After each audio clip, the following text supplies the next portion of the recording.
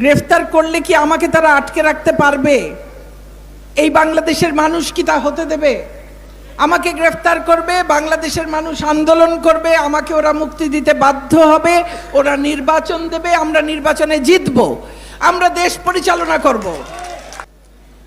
আজকের এই দিনটি যখন আমরা এই 11ই জুন যখন আমরা পালন করি, একই সঙ্গে যেমন একটা আনন্দের দিন, তার সঙ্গে সঙ্গে আমাদের মনে এই প্রশ্নও জাগে যে স্বাধীন বাংলাদেশে, যে বাংলাদেশটি এত ত্যাগের বিনিময়ে আমরা স্বাধীন করেছি, যে বাংলাদেশটি স্বাধীন করবার জন্যে জাতির পিতা 23 বছর সংগ্রাম করেছেন শুধু নয়, তার মধ্যে 14 বছর কারারুদ্ধ ছিলেন, সেই বাংলাদেশে জাতির পিতার কন্যাকে দেশকে নেতৃত্ব দেবার জন্যে কেন কারাগারের অন্ধপ্রকোষ্ঠে সময় কাটাতে হয়?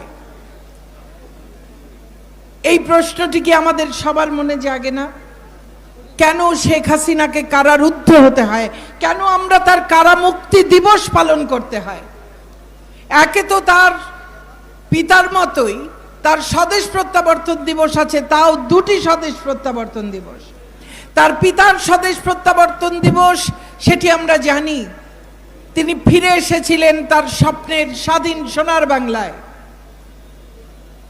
কিন্তু কেন তার কন্যাকে নির্বাসিত দুঃসহ 6টি বছর বিদেশে কাটিয়ে পিতৃমাতৃহীন ভাইদের হারানো, সকলকে হারানো এক বুক বেদনা নিয়ে এই বাংলাদেশে ফিরে আসতে হয়েছিল?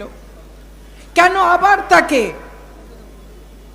2007 সালে আবারও তাকে যুদ্ধ করে সমস্ত আন্তর্জাতিক মহলকে আলোড়িত করে, আন্তর্জাতিক একটা জনমত তৈরি করে, সারা দেশের মধ্যে একটা বিরাট আন্দোলন তৈরি করে কেন তাকে ফিরে আসতে হলো?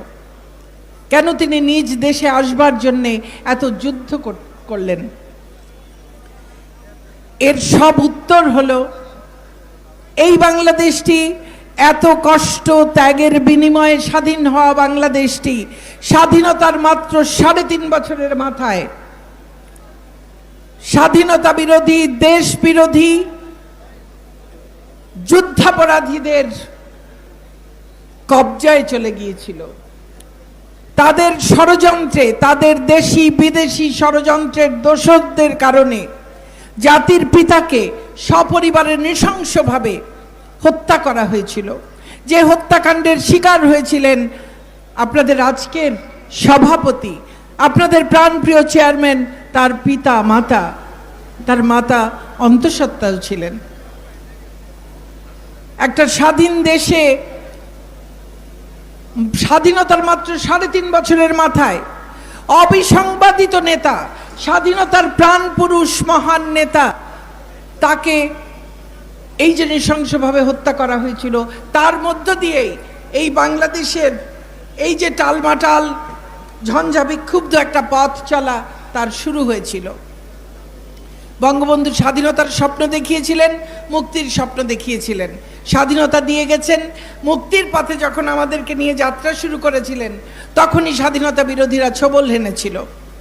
এবং 75-এ জাতির পিতাকে সপরিবারে নৃশংসভাবে হত্যা করার পর এবং তার দোসর জাতীয় 4, তার যে ঘনিষ্ঠ সহচর জাতীয় 4 নেতাকে নৃশংসভাবে কারা অভ্যন্তরে হত্যা করার মধ্য দিয়ে স্বাধীনতা বিরোধীরা ক্ষমতায় অধিষ্ঠিত হয়েছিল এবং এই দেশটিকে স্বাধীনতার চেতনা থেকে সম্পূর্ণ বিচ্যুত করে একটা ভুল পথে পরিচালিত করেছে।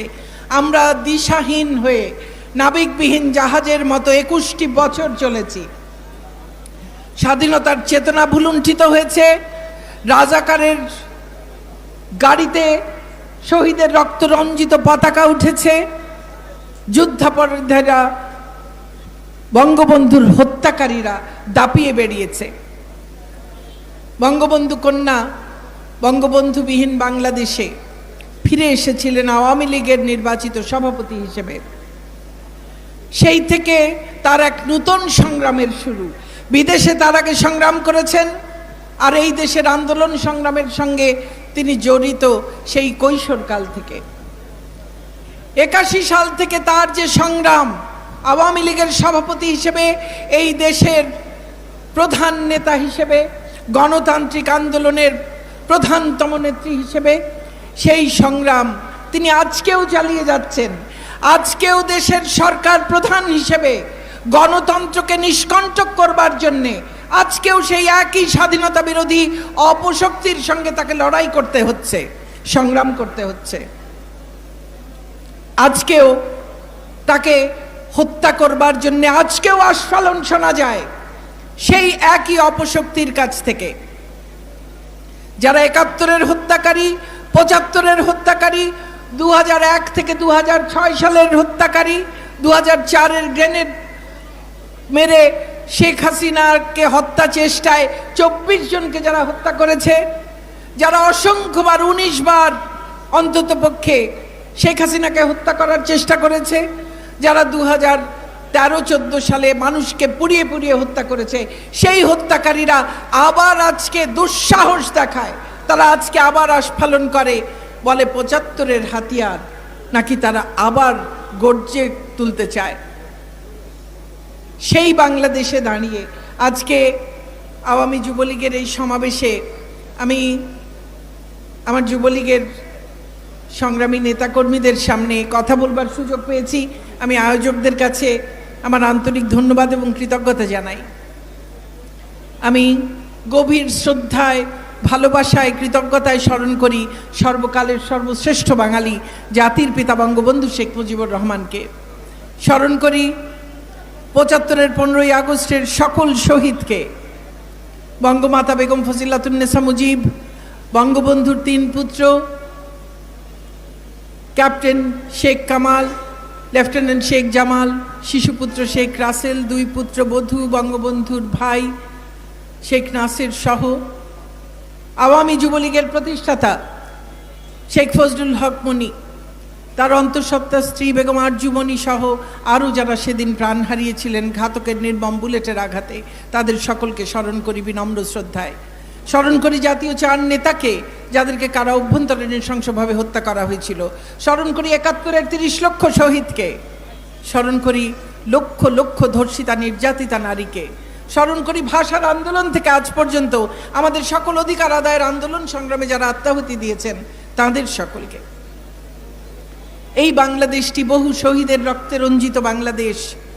তাদের রক্তে এই মাটি পবিত্র হয়েছে। এই পবিত্র মাটিতে ঘাতকের কোনো স্থান হতে পারে না।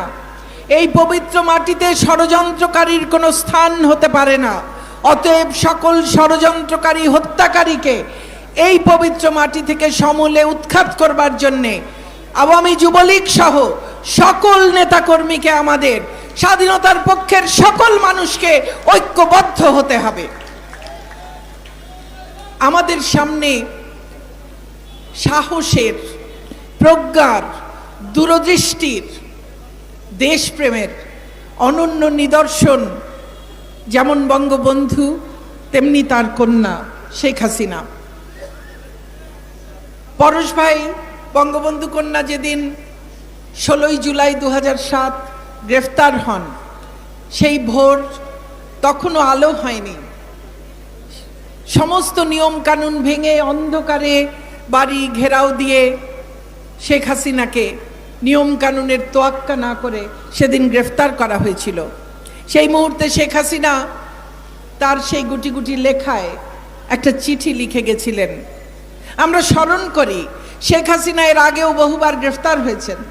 যতবার গ্রেফতার হয়েছেন ততবার তিনি জনগণের উদ্দেশ্যে একটি চিঠি লিখে রেখে গেছেন। জনগণের কি করণীয়, তার নেতাকর্মীদের কি করণীয়, এই চিঠিটিও তার ব্যতিক্রম নয়। এবং এই চিঠিটির যে ভাষা পরশ ভাই পড়েছেন, আমাদেরকে কি মনে করিয়ে দেয় না আরেকটি ভাষণের কথা? সেই অবিস্মরণীয় ভাষণ, যে ভাষণ আজকে বিশ্ব ঐতিহ্যের যে দলিল, তার অন্যতম অংশ হয়ে গেছে। সারা বিশ্বের ইতিহাসে বিশাল ভূমিকা রাখা যে সব ভাষণ আছে সারা পৃথিবীর প্রায় ২৫০০ বছরের ইতিহাসে, তার মধ্যে একটি মাত্র ভাষণ, যে ভাষণটি দিয়ে একটি জাতিরাষ্ট্রের জন্ম হয়েছে, যে ভাষণটি অলিখিত, মাত্র 18 মিনিটের একটি ভাষণ, সেই ভাষণ দিয়ে একটি জাতি রাষ্ট্র তৈরি হয়েছে। সেই ভাষণটি আজকে সারা বিশ্বের সম্পদ, সারা বিশ্বের নির্যাতিত নিপীড়িত মানুষের সম্পদ, সারা বিশ্বের মানুষের অনুপ্রেরণার উৎস। সেই ভাষণটির কথা কি মনে করিয়ে দেয় না? সেখানেও তিনি বলছেন, আমার যাই ঘটুক, আমার ভাগ্যে যাই ঘটুক। বঙ্গবন্ধুও জানতেন তার ভাগ্য অনিশ্চিত, হয়তো তাকে মেরে ফেলা হতে পারে, কিন্তু তার এই বাংলাদেশ একদিন স্বাধীন হবেই, এ প্রত্যয় তার ছিল। কারণ তিনি সারা বাংলার মানুষের মনে সেই স্বাধীনতার স্বপ্নকে জাগিয়ে দিয়েছিলেন, সেই সাহস সঞ্চারিত করে দিয়েছিলেন, সংগঠন তৈরি করেছিলেন সারা দেশে, যারা নেতৃত্ব দেবে এই স্বাধীন বাংলাদেশ গড়ে তুলবার জন্যে। তিনি বলেছিলেন, পাড়ায় পাড়ায়, মহল্লায় মহল্লায় আওয়ামী লীগের নেতৃত্বে সংগ্রাম পরিষদ গড়ে তুলতে। আমাদের নেত্রী অন্যায়ের বিরুদ্ধে মাথা নত না করার নির্দেশনা দিয়ে গেছিলেন। বঙ্গবন্ধু একই কথা বলেছেন। পিতার মতোই কন্যা দেশের মানুষকে, যাদের জন্য তাদের সমস্ত জীবন তারা উৎসর্গ করেছেন, তাদেরকে ডাক দিয়ে গেছেন। নিজের ভাগ্যের কথা একবারও ভাবেননি, তাদের জীবনে কি হবে তা কোনোদিন ভাবেননি। যেদিন তিনি ফিরে এসেছিলেন সেদিন যেমন তিনি জানতেন না তার ভাগ্যে কি ঘটবে। তাকে বলা হয়েছিল দেশে ফিরে এলে ফিলিপাইনের অ্যাকুইনোর মতো তার অবস্থা হবে, হয়তোবা বিমানবন্দরেই তাকে হত্যা করা হতে পারে, কিংবা বিমানবন্দর থেকে তাকে নিয়ে যাওয়া হতে পারে অজ্ঞাত কোনো স্থানে, এবং হয়তোবা তাকে আর কোনোদিন খুঁজেও পাওয়া যাবে না। বহু রকমের ভয় তাকে দেখানো হয়েছিল। শেখ হাসিনা ভয় পাওয়ার মানুষ নন, কারণ তিনি বঙ্গবন্ধুর মেয়ে। বঙ্গবন্ধু মুজিবের মেয়ে ভয় কাকে বলে তা জানেন না। তার অভিধানে ভয় বলে কোনো শব্দ নেই। তিনি একমাত্র সৃষ্টিকর্তা ছাড়া আর কাউকে ভয় পান না। অতএব তাকে কোনো ভয় দেখিয়ে কাজ হয়নি। 81 সালে যেমন ফিরে এসেছিলেন, 2007 সালেও একইভাবে ফিরে এসেছিলেন। এবং তাকে ঠিকই প্রথমে তাকে গৃহবন্দী করে রাখা হয়, এবং সে সময়ে আমার সুযোগ হয়েছিল প্রতিদিন তার সঙ্গে দেখা করতে যাবার। আমি চিকিৎসক হবার সুবাদে তিনি বলে দিয়েছিলেন বাইরে যে ডাক্তার দীপুমণি আমার ব্যক্তিগত চিকিৎসক। সেই পরিচয়ে রোজ আমার যাবার সুযোগ ঘটত, এবং আমি সেখানেও দেখেছি যখন জানি হয়তো খুব শিগগির তাকে গ্রেফতার করা হবে, তখনও একদিন আমি দু একটি ঘটনার কথা উল্লেখ করতে চাই, আজকে সুযোগ পেয়েছি, আপনারা আছেন। একদিন তিনি বসে বসে বলছেন কোথা থেকে কোথায় রেল লাইন কি কি করবেন, কোথায় ব্রড গেজ হবে, কোথায় মিটার গেজ হবে, কোন জায়গায় রেল সেতু করবেন, তাহলে সারা বাংলাদেশে রেলওয়ে নেটওয়ার্ক কত ভালো কাজ করবে, পার্শ্ববর্তী দেশগুলোর সঙ্গে কোথায় কোথায় রেল সংযোগ করলে ব্যবসা বাণিজ্যের প্রসার ঘটবে, দেশের আর্থিক উন্নয়ন ঘটবে। আমি পাশে বসা শুনতে শুনতে এক সময় কষ্টে এমনকি রাগেও আমার চোখ ফেটে পানি পড়ছে। উনি আমার দিকে অবাক হয়ে তাকিয়ে বললেন, তুমি কাঁদছো কেন? আমি বললাম, আপনাকে যে কোনো সময় গ্রেফতার করে নিয়ে যাবে, আপনি এখন আছেন গৃহবন্দী, আপনি এখন সারা দেশে কোথায় রেল লাইন বানাবেন সেটা নিয়ে আপনি চিন্তা করছেন। উনি আমার দিকে তাকিয়ে হেসে বললেন, এটা নিয়ে ভয় পাওয়ার কি আছে, গ্রেফতার করবে আমাকে। গ্রেফতার করলে কি আমাকে তারা আটকে রাখতে পারবে? এই বাংলাদেশের মানুষ কি তা হতে দেবে? আমাকে গ্রেফতার করবে, বাংলাদেশের মানুষ আন্দোলন করবে, আমাকে ওরা মুক্তি দিতে বাধ্য হবে, ওরা নির্বাচন দেবে, আমরা নির্বাচনে জিতব, আমরা দেশ পরিচালনা করব। যখন আমি দেশ পরিচালনার দায়িত্ব পাবো তখন পরিকল্পনা করতে গেলে তো আমার সময় নষ্ট হবে। আমি তো সবসময় পরিকল্পনা করে রাখি আমি দেশের পরিচালনার দায়িত্বে গেলে আমি কি কি কাজ করব, আগে থেকে চিন্তা করে তো রাখতে হয়। একটা মিনিট তিনি নষ্ট করেন না, সারাক্ষণ ভাবছেন দেশের কোন জায়গায় কোন উন্নতিটা করলে মানুষের কিভাবে সুবিধা হবে। তার ধ্যান জ্ঞান সমস্ত কিছু এই দেশের মানুষ এই 56,000 বর্গমাইল, ওই সুনীল সমুদ্রে 1,18,813 বর্গ কিলোমিটার, সমস্তটুকু এই মানুষ, এই প্রকৃতি, এই মাটি, এর সবকিছু, এই নদী, তার প্রবাহ, সবকিছু এই মানুষটির মনের মধ্যে প্রতি মুহূর্তে আছে। এর বাইরে আর কিছু